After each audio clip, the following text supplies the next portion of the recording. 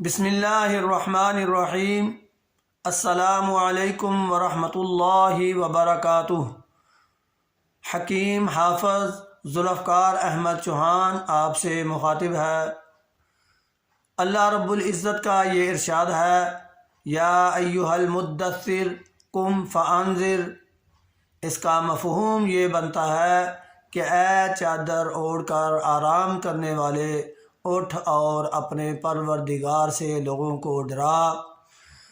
تو آج ہم جس موضوع پر آپ سے گفتگو کرنے والے ہیں وہ سردیوں کا ایک بہت بڑا مسئلہ، یعنی پاؤں کی انگلیوں کا متورم ہو جانا، اور بعض اوقات تو ہاتھوں کی انگلیاں بھی متورم ہو جاتی ہیں، سوج جاتی ہیں، سرخ ہو جاتی ہیں۔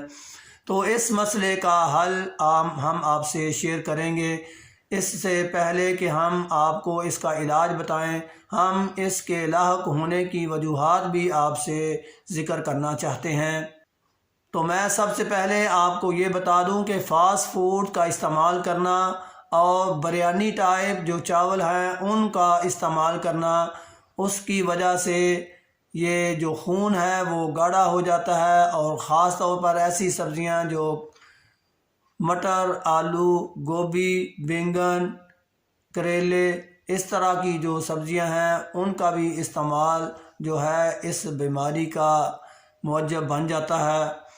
تو ہمیں ایسی غذاؤں سے جو خون کو گاڑھا کر دیتی ہیں ان سے اوائڈ کرنا چاہیے۔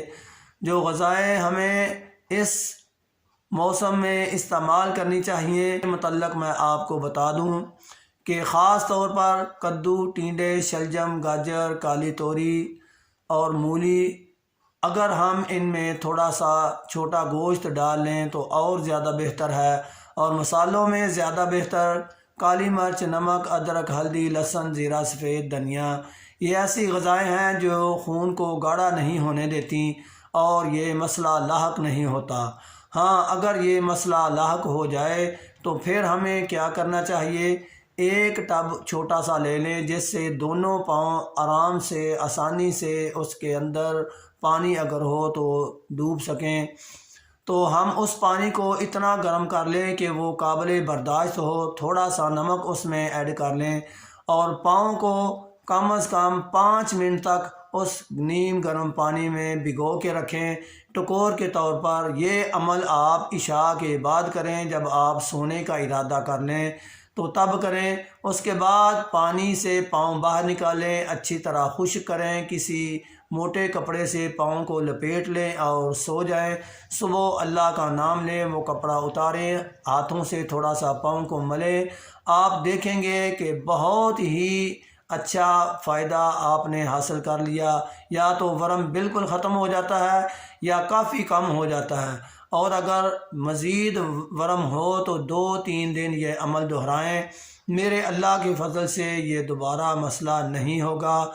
آپ سے یہ درخواست ہے کہ ایسی مفید باتیں دوسرے لوگوں سے بھی شیئر کیا کریں۔